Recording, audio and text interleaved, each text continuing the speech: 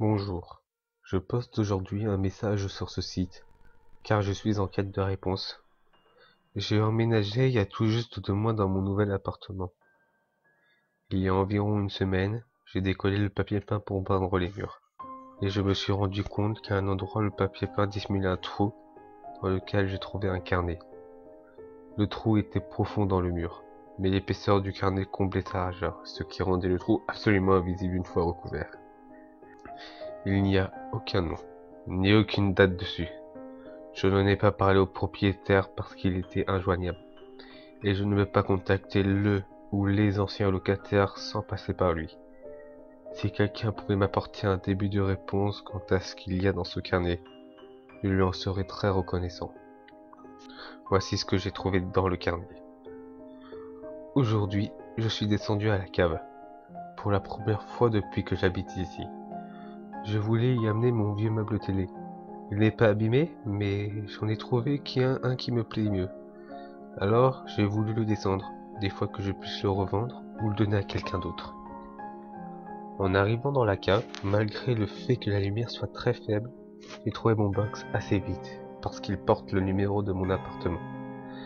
Il était au fond du couloir, face à moi, pas comme les autres qui se faisaient face en étant de chaque côté du couloir. Juste avant d'ouvrir la porte, je me suis rendu compte qu'il y avait comme un ronflement qui venait de l'intérieur. J'ai entendu pendant au moins 10 minutes avant que ça s'arrête. À ce moment-là, j'ai regardé entre les planches de la porte et j'ai vu quelque chose se déplacer à 4 pattes dans la largeur du box. Comme ses yeux reflétaient la lumière, j'ai pu voir que ça regardait vers moi. Ça respirait fort, comme si ça avait la gorge prise. Au bout d'un moment, qui m'a paru long, c'est arrivé vers moi en rampant très rapidement. Et ça a collé sa tête à la porte, au niveau de la mienne. Et ça m'a reniflé. Son haleine puait le rat mort, l'urine et la terre humide. Je suis rentré chez moi à la vitesse de l'éclair. Je ne sais pas ce que c'est, mais ça me terrifie. Pourtant, j'ai tellement envie de savoir. Je n'arrive pas à arrêter d'y penser. Aujourd'hui, je suis redescendu à la cave avec une lampe torche pour essayer de voir un peu mieux cette chose à travers les planches de la porte. Quand je suis arrivé, j'ai regardé un premier coup sans la lampe. La chose était en boule, collée au milieu du mur du fond, et avait l'air de dormir. Ensuite, j'ai allumé la lampe et je l'ai collée contre la porte, à un endroit où les planches se séparent. Je n'ai pu la voir qu'une ou 2 secondes avant qu'elle n'aille se réfugier dans un coin sombre. En rampant et en poussant un grognement, une partie de la lumière lui était arrivée en plein dans les yeux, et l'avait réveillé d'un coup. Cette chose ressemble à une femme, vieille et desséchée. Sa peau est grise et craquelée. Elle est horriblement maigre. On dirait un cadavre. J'ai même cru voir ses côtes et les os de ses coudes dépassés. Les ongles de ses mains sont noirs et cassés. Pas étonnant, vu qu'elle rampe en s'agrippant au sol et en poussant sur ses pieds. Mais le pire, ça reste son visage. Son crâne est parsemé de touffes de cheveux, longs et blancs, extrêmement fins. Tout le quart avant du côté droit de sa tête est dépourvu de peau. On voit son os dépassé, entouré par des bords de chair noire pourrie. Ses yeux n'ont pas de paupières, et ne sont que de grosses billes noires luisant, bien trop grosses, enfoncées dans son crâne. Elle n'a pas de nez non plus. Pourtant, la forme du trou qu'elle a à la place laisse penser qu'il devrait y en avoir. Et sa bouche, mon Dieu, sa bouche, elle n'a pas de lèvres, et à peine quelques grosses dents cassées, jaunes ou noires, et très espacées. Certaines sont carrées, d'autres pointues, mais pas naturellement, comme si elle l'avait cassé pour les rendre comme ça. En plus, elles ne sont pas toutes alignées. Ses gencives sont rouges, sombres et enflées, comme couvertes de tumeurs, et elle est suinte d'un liquide à l'air poisseux, jaune, sombre, vert qui a l'air d'avoir fait comme une croûte à la base de ses dents. L'expression sur son visage est une expression de colère, comme un prédateur qui s'apprête à attaquer. Cette chose a l'air dangereuse. Je ne sais pas quoi faire. De toute manière, qui me croira si j'en parle? Je n'arrête pas à penser à cette chose. Je retourne son image dans ma tête et je l'imagine vivant dans ce box, mangeant les insectes qui passent par la porte et attrapant un rat de temps en temps. J'imagine ses dents entrant dans la chair du rongeur, la pression faisant éclater la tumeur de ses gencives et laissant échapper un liquide jaune-vert dans un petit craquement. Puis je vois ses dents tirer les entrailles du petit animal et son ventre, alors qu'il est encore vivant, se tortillant de douleur et de peur et cuignant comme un jouet en caoutchouc. Plus j'y pense et plus je trouve que cette chose a quelque chose de noble, même de beau. Ça fait plusieurs jours que je passe au moins une fois par la cave. Je tapote contre la porte pour faire savoir à la chose que je suis là et je m'assois en tailleur, le dos et la tête collés à la porte. Au début, elle se méfiait, sûrement à cause du coup de la lampe. Mais petit à petit, elle s'est mise à s'approcher de plus en plus de la porte, pour finalement se mettre à me renifler. Hier, elle a même passé ses doigts entre les planches pour me toucher les épaules et les cheveux. Je crois qu'elle commence à s'habituer à moi.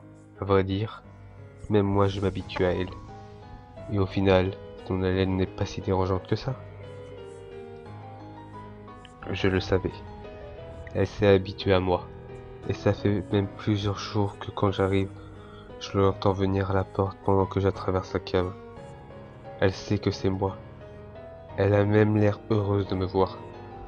Maintenant, elle passe à chaque fois ses doigts entre les planches pour me toucher. Elle essaye même de passer son regard pour me voir. En réponse, je touche ses doigts. Comme ça, elle sait que je suis en confiance. Je crois que je pourrais bientôt essayer d'entrer. Je l'ai fait. Aujourd'hui, j'ai ouvert la porte et je suis entré dans le box. J'ai bien sûr fait attention de bien refermer la porte derrière moi. Je me suis mis en tailleur au bout de la pièce. Ce n'était pas très confortable parce qu'il y avait plein de petits os partout. Sûrement les vieux repas de la chose. Elle a rampé vers moi, puis elle s'est accroupie juste en face de moi. Elle a passé un bon moment à me renifler, mais elle a fini par toucher mon visage, comme un aveugle qui cherchait à se représenter quelqu'un. Ce qui est bizarre, parce que ses yeux brillent dans le noir.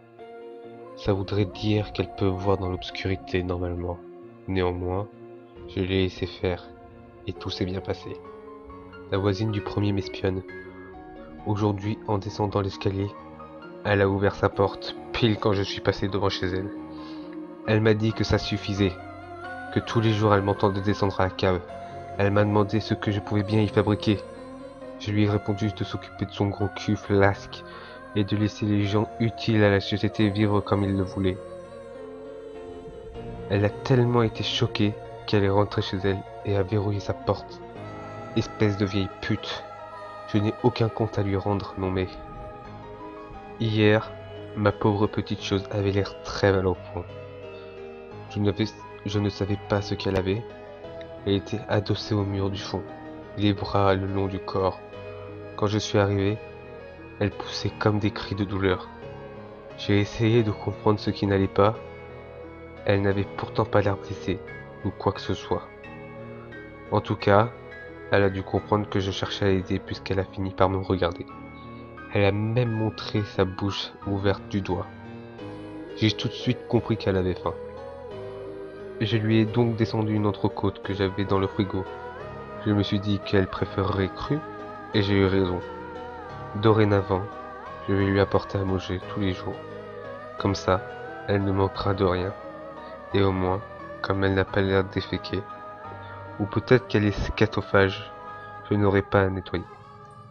Tout se passe bien avec ma petite chose. Elle mange correctement, et elle a l'air en forme. Le seul problème, c'est cette connasse de voisine. Elle parle de mots aux autres locataires, mais comme ils doivent la croire à moitié folle, personne ne la prend au sérieux. C'est dingue ce qu'elle peut m'énerver avec son air accusateur. Et la peau de son cul qui tremblote quand elle parle, et j'ai envie de la cogner. Et j'aime pas la façon dont elle me regarde. Je ne sais pas qui elle croit impressionner, cette espèce de vieille connasse. J'ai discuté avec un voisin aujourd'hui, très sympa. On a parlé de la vieille du premier. Il m'a raconté d'un air amusé qu'elle disait à tout le monde que j'ai gardé quelque chose dans ma cave. Mais il m'a rassuré en m'expliquant que ce n'était qu'une vieille commère à moitié folle qui ne cherche qu'à se rendre intéressante, et que de toute façon personne ne l'écoutait vraiment. Sur ce point-là, j'avais eu juste. Il a aussi dit que de toute manière je pouvais aussi bien héberger un troll là-dedans, que ça faisait des années que personne n'y descendait plus. Je lui ai quand même inventé l'excuse comme quoi je faisais des travaux de rénovation chez moi, et que j'entreposais des pots de colle et de peinture en bas, parce que je ne supportais pas l'odeur, histoire de ne pas éveiller le moindre soupçon. Ma chose et moi commençons à être vraiment liés. Maintenant, quand je descends, elle vient se coller à moi, elle me caresse, elle essaye même de m'embrasser le cou. Mais forcément, elle n'y arrive pas, comme elle n'a pas de lèvres. Aujourd'hui, je lui ai rendu ses caresses. J'ai touché sa poitrine, et elle était rêche et tombante. Pourtant, je crois qu'elle a aimé ça. Moi, par contre, je suis certain que j'ai aimé ça. Elle mérite mieux que la viande morte. Aujourd'hui, j'ai attrapé le chat de la vieille connasse du premier. Pendant qu'il était sur la fenêtre, je lui ai apporté, elle a poussé des grognements et des raclements de gorge de joie en le voyant. Elle l'a mangé jusqu'au dernier morceau. Elle n'a laissé que son squelette. Quand elle a eu fini, elle m'a sauté dessus et m'a pris dans ses bras. Comme pour me remercier. Je crois qu'il est temps de faire passer notre relation à l'étape supérieure. Ça fait quelques jours que j'attrape des animaux dans la rue pour lui donner. Des chats errants, des chiens mal surveillés. À chaque fois, elle est heureuse de manger de la bonne viande encore palpitante et saignante. Pourtant, je voudrais lui offrir quelque chose de vraiment spécial. La soirée d'hier était magnifique. En rentrant chez moi, j'ai vu une mère qui cherchait quelque chose dans le compartiment de sa poussette. Comme elle n'avait plus les yeux sur son bébé, j'ai saisi l'occasion. J'ai pris une mioche et j'ai couru plus vite que possible jusqu'à mon immeuble. Je l'ai entendu appeler au secours derrière moi, mais j'étais déjà hors de sa vue. Elle n'a même pas pu me voir en fait. C'est parce que juste après avoir pris le gosse, j'ai tourné derrière l'immeuble. Par contre, ce petit con n'arrêtait pas de gueuler. En plus, il était vraiment moche avec sa gueule de bougnoule, sa grosse tête et la morve qui lui coulait du nez du cou. Je l'ai frappé en plein visage pour le faire taire. Ça a marché. Il avait le visage enflé et violet. Il saignait même un peu, mais il a fermé sa grande gueule. En même temps, il avait l'air à moitié inconscient. Mais bon, passons. Je l'ai apporté à ma petite chose. Elle a adoré. Elle a même tenu à partager son repas avec moi. Maintenant, je suis sûr qu'elle m'aime. J'ai attrapé la vieille du premier dans la matinée. J'ai réussi à l'assommer. Là, elle est dans ma cuisine. Un torchon en boule dans la bouche pour pas qu'elle gueule si jamais elle se réveille. Et du fil de fer serré en bas des épaules et en haut des cuisses. Ça va lui couper le sang dans les membres. Ça va la rendre plus facile à mâcher. Car ce soir, j'offre à ma petite chose chérie le repas de sa vie. C'était vraiment la plus belle nuit de ma vie. J'ai descendu la vieille vers 23h et on a commencé à manger. Ma petite chose avait l'air ravie. En plus, pendant qu'on attaquait les intestins, et juste après avoir eu fini les 2 bras et une jambe, la vieille est revenue à elle. En se voyant dans l'état où elle était, elle a essayé de crier. Elle s'est mise à sangloter, ça me faisait rire. Et ça a plu pour la petite chose. Comme elle devenait agaçante au bout d'un moment, on a décidé de lui ouvrir le crâne pour s'en partager le contenu. On s'est regardé droit dans les yeux en mangeant et finalement arriva ce qui arriva. Je l'ai allongé sur le dos et j'ai baissé mon pantalon pour lui faire l'amour. J'avais mal en la pénétrant. Ça accrochait et ça me coupait. Pourtant, je ne pouvais pas m'arrêter, même alors que c'était difficile. Elle se tortillait ses membres en poussant des cris et des grognements inhumains. Sa tête se balançait de gauche à droite et sa langue, un gros morceau de chair noire, semblait bouger, indépendamment en sortant de sa bouche. Au bout d'un moment, j'ai fini par venir, et je suis sorti d'elle. Elle est restée dos au sol, respirant d'un souffle sifflant, et en faisant de gros gargouilles avec sa gorge. C'était magique. Les gens de l'immeuble se posent des questions sur moi. Ils tentent de rejoindre ma petite chauve-souris dans la cave. Je m'arrangerai pour sortir de temps en temps, parce qu'il faut bien se nourrir, mais au moins, ils ne viendront jamais me chercher. Je ne vais pas détruire mes notes. Je vais me contenter de les cacher quelque part dans mon appartement. Notre histoire est trop belle pour être effacée. Et qui sait, peut-être quelqu'un lira ces lignes qui confondra ce qu'est le vrai amour. Une fois que ce message sera terminé, j'amènerai ce cartonnet à la police. Pas question que je descende seul à la cave. Il n'empêche que je ne comprends pas ce que j'ai lu. J'aimerais recueillir des avis, des idées, n'importe quoi. Pitié.